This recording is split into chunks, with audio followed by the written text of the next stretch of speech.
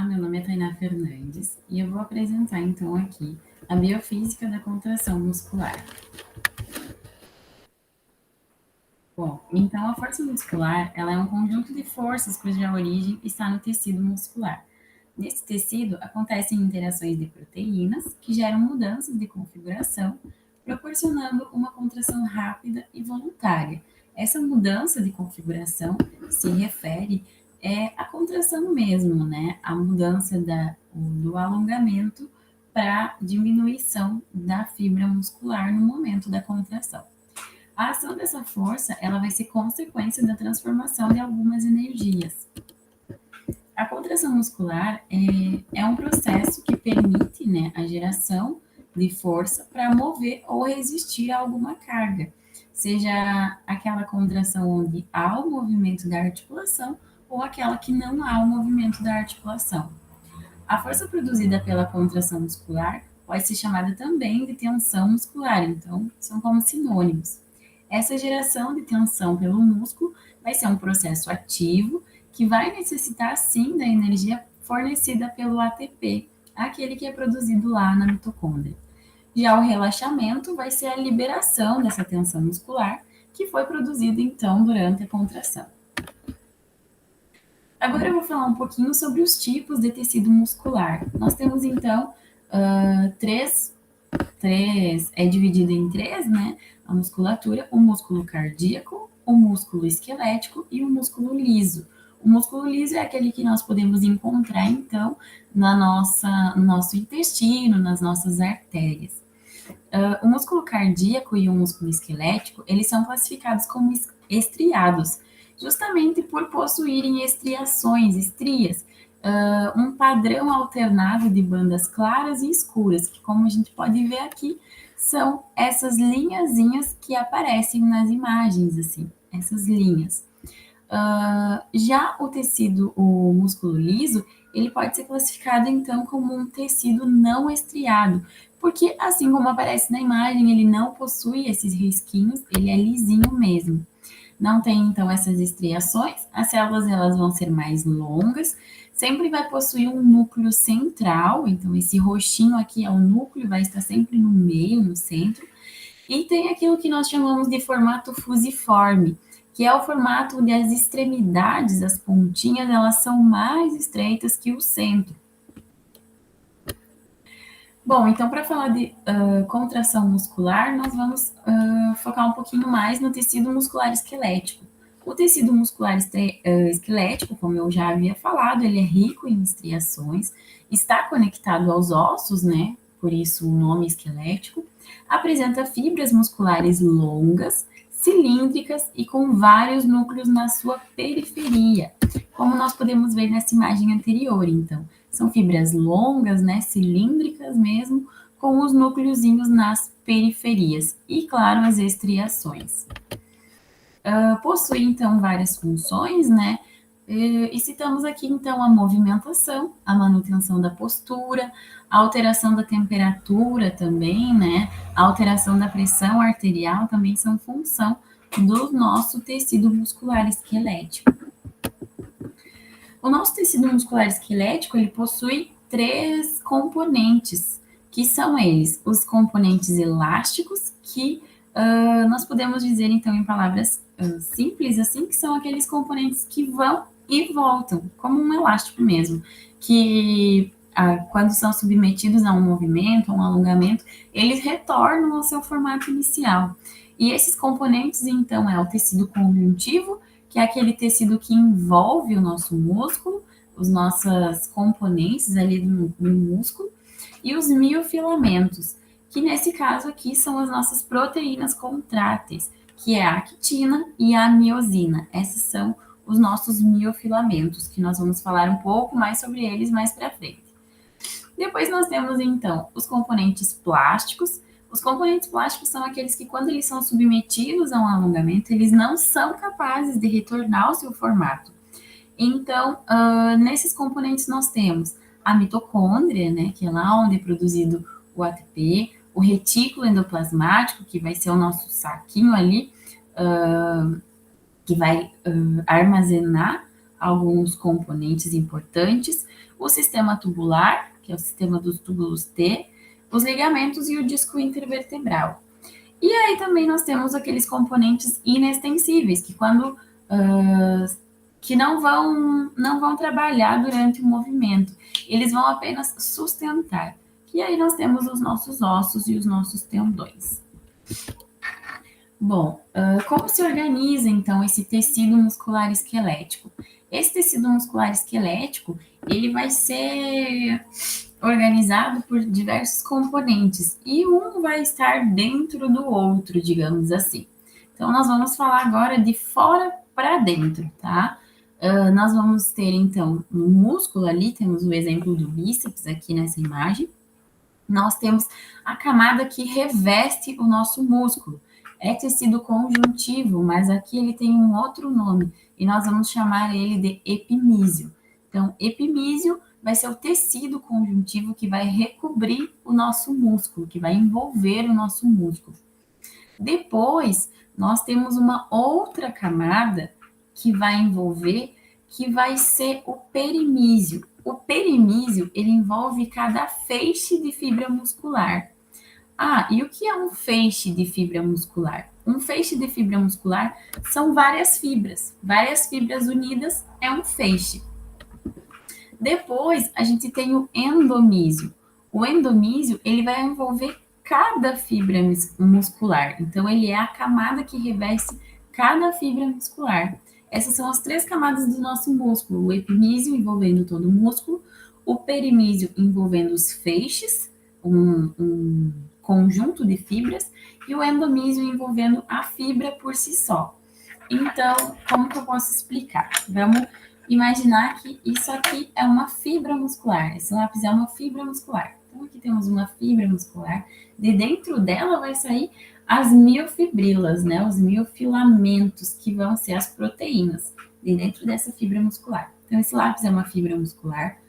E aí, o que envolve esse lápis é o endomísio. Então, aqui, se eu passasse uma fita envolvendo ele, seria o endomísio. Aí, se eu juntar 2 lápis ou 3 lápis, eu teria 3 fibras. Aqui seriam, cada um seria uma fibra muscular. Se eu juntar essas fibras musculares, eu vou ter um feixe de fibras musculares, porque é um conjunto, tá? E aí, se eu passar um durex envolvendo esse conjunto aqui de fibras musculares, esse feixe, eu vou ter o perimísio. E aí, se eu tivesse vários feixes, então, assim, dessa fibra muscular, eu vou... se eu tivesse vários feixes envolvendo aqui em conjunto, vários triozinhos de lápis, né, vários feixes de fibra muscular, eu teria, então, um músculo. E aí, revestindo tudo isso, unindo tudo isso, eu tenho o epimísio. Bom, e a fibra muscular? A fibra muscular são as células que constituem o nosso músculo, então, que é o nosso lápis aqui. As miofibrilas, elas vão ser os componentes que vão estar dentro dessa fibra muscular. São estruturas cilíndricas, como aparece aqui mesmo nessa imagem, né? Que vão compor, então, essa fibra muscular. E aí, de dentro das miofibrilas, vão sair os miofilamentos, que eles vão compor, então, a miofibrila. Ah, o que são miofilamentos? São os componentes da nossa miofibrila. São filamentos proteicos. Por quê? Porque são proteínas contráteis. São os nossos trabalhadores, são quem vai fazer a contração muscular, as nossas proteínas contráteis. Alguns autores nos trazem que existem 4 proteínas contráteis, alguns trazem que existem 2 proteínas contráteis principais, mas vamos saber que existem 4. Porém, 2 são principais, que são a actina e a miosina, e 2 que a gente pode dizer que são as coadjuvantes. Então, a gente tem as protagonistas, que são a actina e a miosina, e as coadjuvantes, que são a troponina e a tropomiosina. Bom, então, indo mais a fundo um pouquinho, né, dentro do nossa fibra muscular, aqui a gente já está só a fibra muscular. A fibra muscular, então, ela é composta pelo quê? Pelo núcleo, como nós já havíamos visto anteriormente, pelo sarcolema, pelos túbulos T, que são essas estruturas amarelas, que são extremamente importantes nesse processo de contração muscular. Nós podemos anotar aí que eles são o caminho, eles são como se um caminho, um tubo mesmo, que vão ser muito importantes lá na frente, quando for explicar a contração. As mitocôndrias, né? A mitocôndria também de extrema importância, porque é onde produzimos o ATP e precisamos de ATP para fazer a contração muscular, porque o ATP é energia e para tudo que vamos fazer precisamos de energia. Então, a mitocôndria é extremamente importante. O retículo sarcoplasmático, o que é o retículo sarcoplasmático? É o lugar onde vai ficar armazenado o cálcio. Um pacotinho mesmo. Então, também de extrema importância. E aí nós temos a miofibrila, né, os miofilamentos, que aí nós temos as nossas proteínas. Aqui em azul, a actina, e em vermelho a miosina, que não está aparecendo o nome aqui.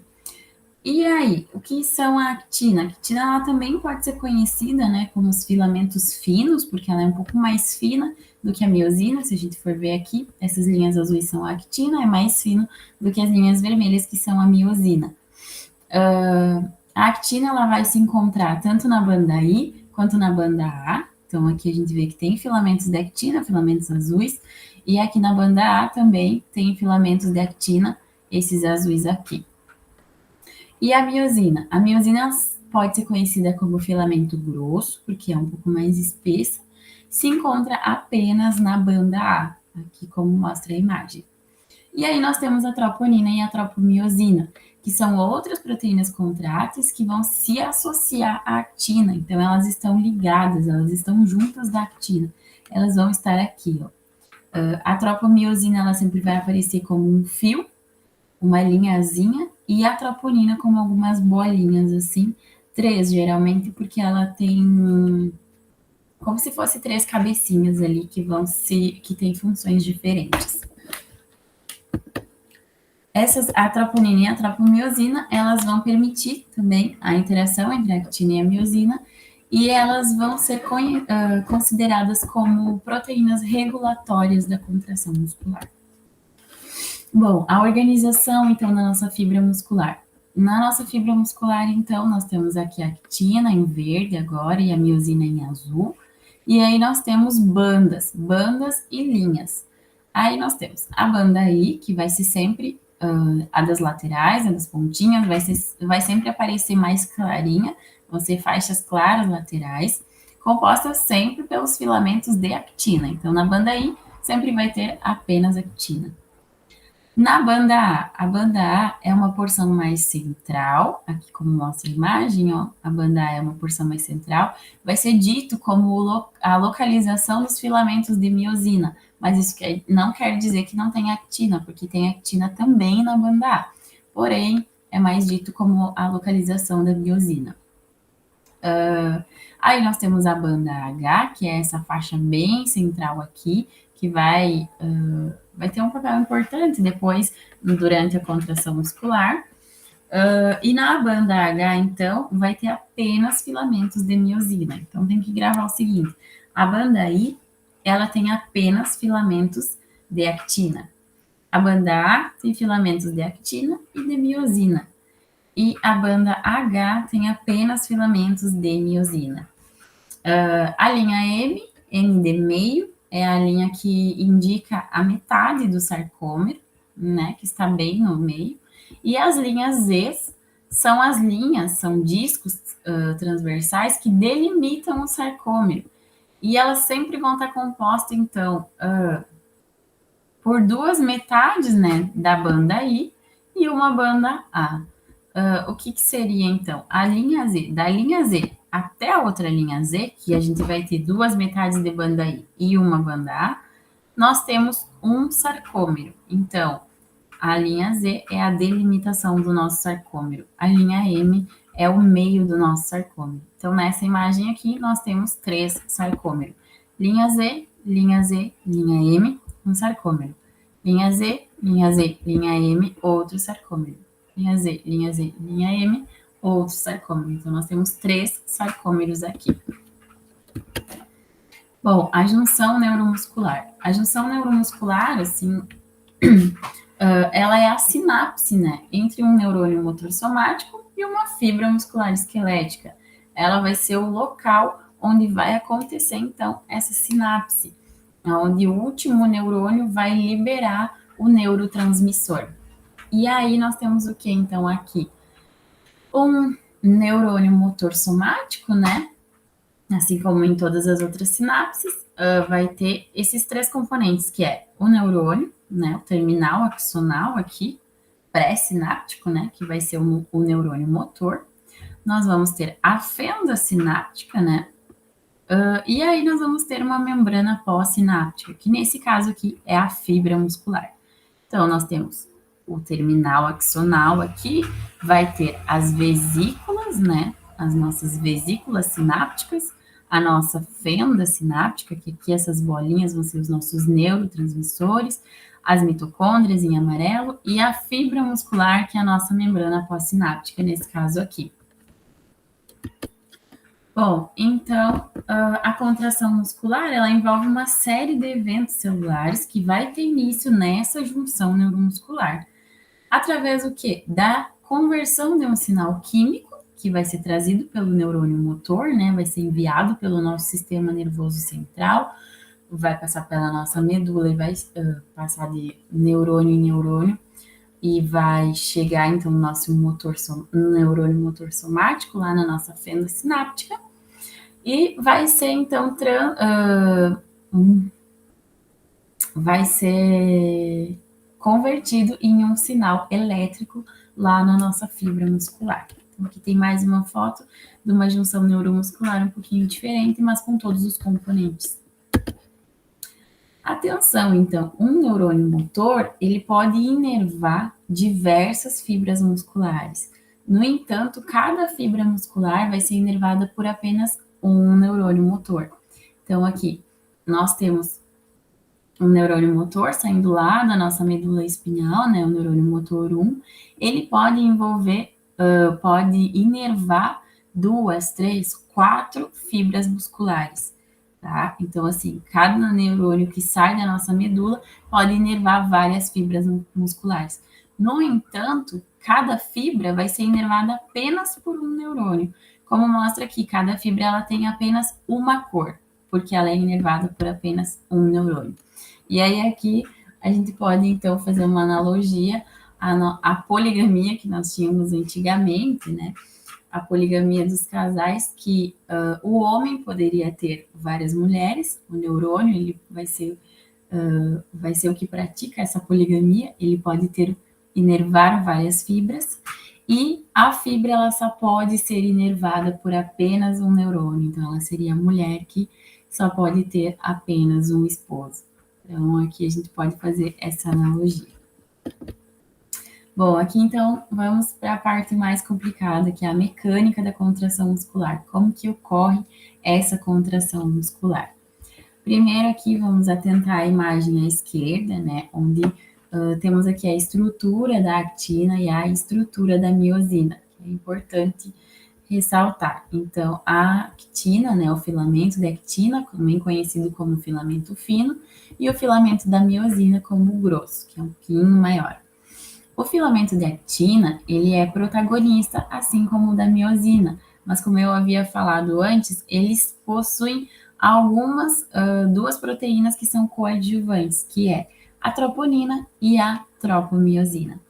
A troponina e a tropomiosina, elas estão associadas à actina. Então, nós temos a tropomiosina aqui, como essa linhazinha amarela, um fiozinho, e a troponina aqui como cabecinhas, uma bolinha com 3 cabecinhas.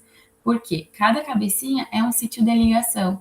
A troponina ela vai ser dividida, então, em troponina I, troponina C e troponina T. Aí nós vamos chamar, então, de complexo da troponina. O que a gente tem que atentar aqui? A troponina C de cálcio. Troponina C vai ser aonde vai se ligar o cálcio. Então, C de cálcio vai se ligar o cálcio. A troponina T vai ser o local onde vai se ligar a tropomiosina. Então, T de tropomiosina. Gravem isso que vai ser importante mais para frente. E aqui, então, nós temos o filamento de actina, de miosina, perdão, e a miosina, ela vai ter a cabeça dela e a cauda. A cabeça dela que vai ser o que vai se ligar na actina, tá? Então, não vai ser toda ela, vai ser apenas a cabeça dela. Bom, então vamos lá para a mecânica dessa contração muscular. Primeiro, então, nós temos aqui, né, a nossa junção neuromuscular, o terminal, a parte final do nosso neurônio motor, onde vai acontecer, então, essa sinapse. Esse neurônio motor, né, ele vai vir, vai mandar o sinal até aqui, esse sinal químico, lá, vindo lá do nosso sistema nervoso, né, e aí, então, ele vai liberar a acetilcolina. A acetilcolina, nesse caso aqui, ela é o nosso neurotransmissor. Ela vai ser liberada nesse terminal sináptico e vai difundir, então, por toda a fenda sináptica, que é esse espacinho aqui. Então, a nossa acetilcolina, essas bolinhas vermelhas, difundidas aqui na nossa fenda sináptica. Ela vai se ligar às proteínas receptoras, né? Temos proteínas receptoras de acetilcolina.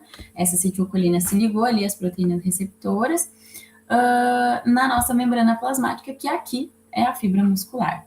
E aí, então, liberou o neurotransmissor, grudou na proteína receptora, liberou o potencial de ação, então desencadeou um potencial de ação.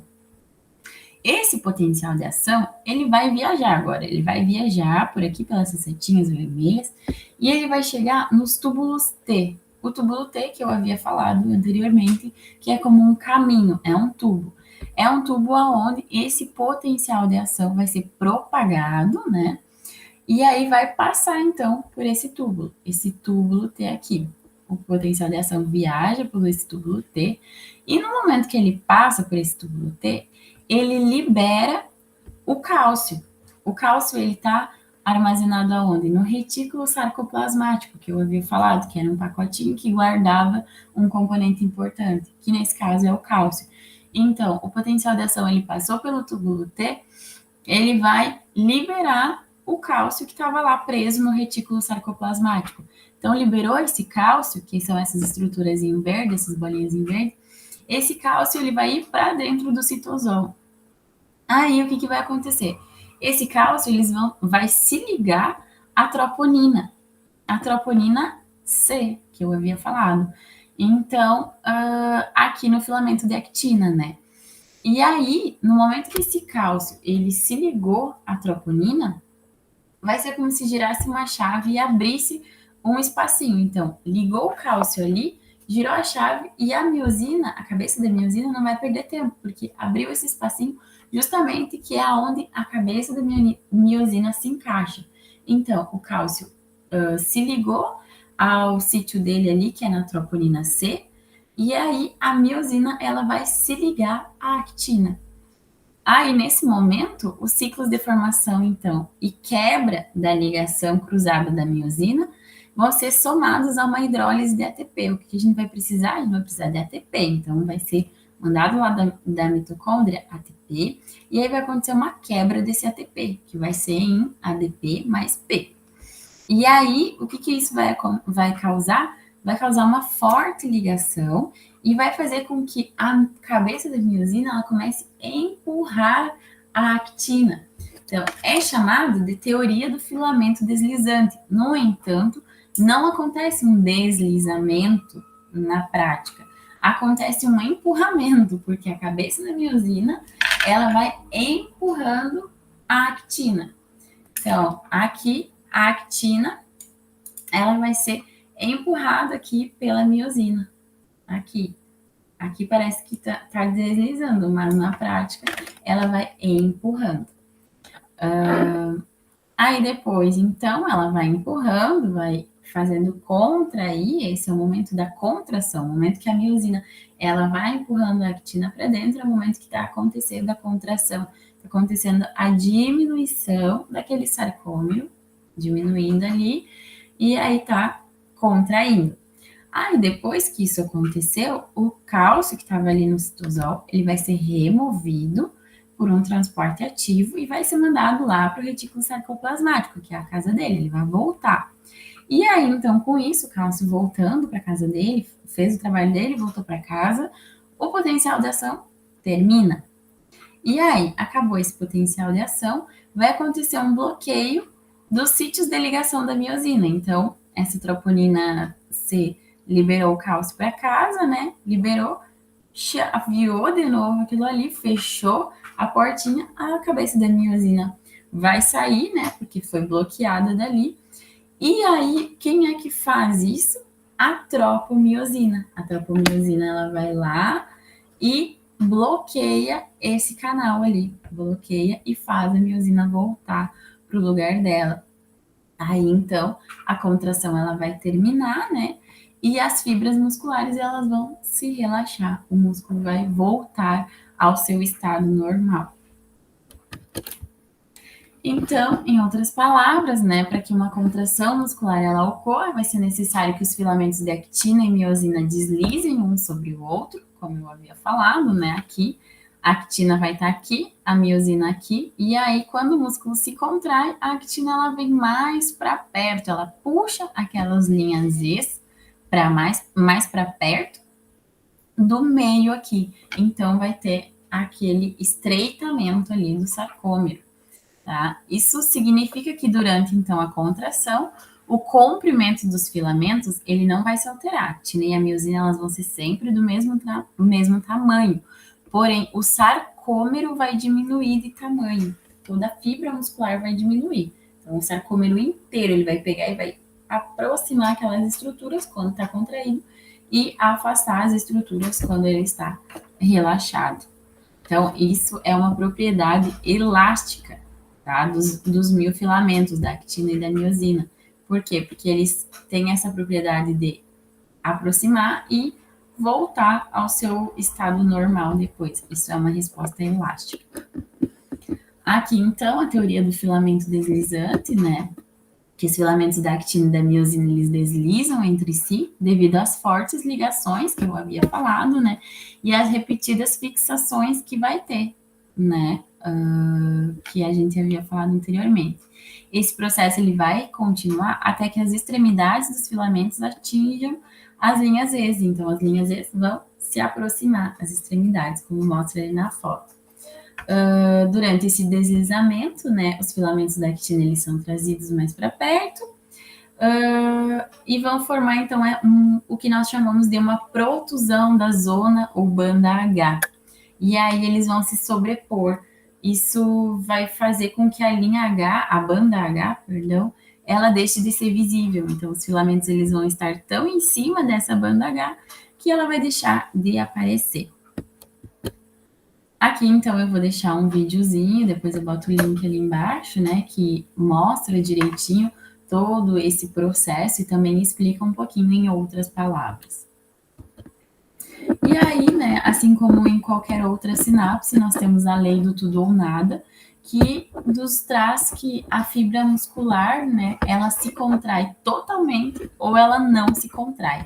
Então, se o estímulo ele não for suficiente, ele não atingir o limiar do potencial de ação, nada vai acontecer. Não vai acontecer a contração muscular. Então, finalizando, nós temos algumas propriedades do nosso tecido muscular. Dentre elas, então, nós temos a excitabilidade ou irritabilidade, que é a capacidade de responder a estímulos. Quando se toca na pele, se dá um beliscão, a gente tem aquela capacidade de irritar a pele, se a pele repelir através do nosso tecido muscular esquelético. Então, isso é uma propriedade do nosso tecido muscular. A contratilidade, né, que é a capacidade de encurtar, de se contrair, e assim como temos a capacidade, o músculo tem a capacidade de contrair, também tem a capacidade de se alongar, se distender, que aí nós temos a propriedade da extensibilidade, que é justamente essa capacidade de se alongar. E, por fim, a elasticidade, que é a capacidade de ir, mas voltar, né? A capacidade de voltar ao seu estado normal. E aí temos também alguns tipos de contração, que são aquelas: a isométrica, a concêntrica e a excêntrica. A isométrica é aquela contração onde nós vamos produzir uma certa força mas não vamos ter uma mudança significativa do comprimento do músculo. A nossa articulação ela vai ficar fixa. Então, a gente vai segurar, como está ali na imagem, um peso na mão e vai manter ele sem mexer a nossa articulação. Então, o músculo ele vai se contrair, vai ter um trabalho, no entanto, ele não vai modificar visivelmente o seu comprimento. Mas isso não quer dizer que não está acontecendo contração, está acontecendo sim, porque eu estou fazendo força para resistir àquele peso ali. Aí depois nós temos então a concêntrica e a excêntrica. A concêntrica, ela vai produzir uma força na diminuição do comprimento do músculo. É justamente na contração ali, diminuição, né? Vai iniciar a contração se forçando, fazendo muita força para trazer aqui, o bíceps está diminuindo. E aí vai encurtar então aquele músculo. Essa é a concêntrica.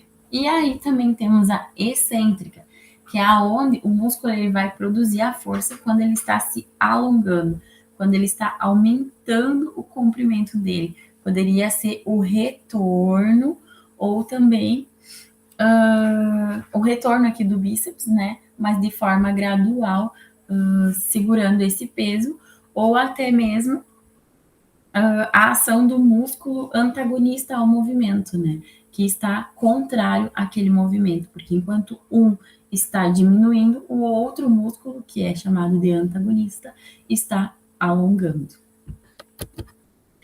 O alongamento, então, ele é o aumento, né, do comprimento das estruturas que causa, então, o afastamento da origem e da inserção. Por que o alongamento aqui ele é importante? Porque ele traz justamente aquelas propriedades que a gente falou lá no início, né? Os componentes que foram tratados anteriormente. O alongamento elástico vai ser aquele alongamento onde a gente realiza por pouco tempo. Estou alongando meu pescoço aqui para o lado e já volto. Então, eu realizo ele por bem pouquinho tempo, alguns segundos.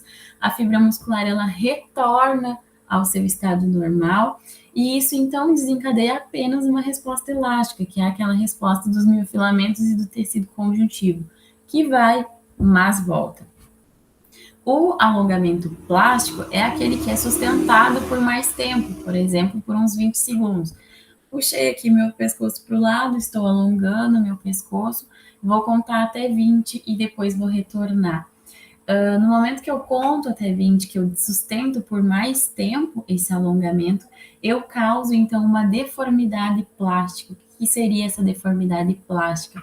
É o momento onde eu estou trazendo uma resposta plástica, eu estou envolvendo componentes plásticos, que seriam quais? A mitocôndria, por exemplo, né? Que é aquela que libera o ATP, que libera a energia. Então, no momento que eu sustento por mais tempo, eu faço com que o meu músculo ele seja mais oxigenado, porque vai ter essa liberação de energia. Então, é isso. Agradeço a todos vocês.